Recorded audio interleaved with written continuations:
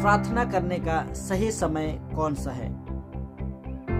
हमें इस बात को जानना बहुत ही ज़रूरी है, क्योंकि अगर हम लोग सही समय को नहीं जान पाते हैं तो हम अपना शरीर को प्रार्थना करने के लिए डिसिप्लिन में नहीं ला सकते। इसीलिए हमें सही समय का जानना बहुत ही ज़रूरी है कि हम प्रार्थना किन समयों में करें। वैसे तो हम दिन भर प्रार्थना कर सकते हैं, लेकिन मैं आपको कुछ खास बात बताना चाहता हूँ। अगर हम लोग दिन भर प्रार्थना करते हैं तो क्या होता है कि जो लोग होते हैं उनको काम भी जाना होता है, उनका घर का काम भी होता है, उनको बच्चों के स्कूल भी जाना होता है। तो ये प्रार्थना करने का हम दिन भर प्रार्थना नहीं कर सकते। तो कब प्रार्थना कर सकते हैं? बाइबल में लिखा हुआ है भजन संहिता का 1 अध्याय में 3 में, जिसमें लिखा होता है कि धन्य है वे जो रात दिन व्यवस्था को ध्यान करते हैं।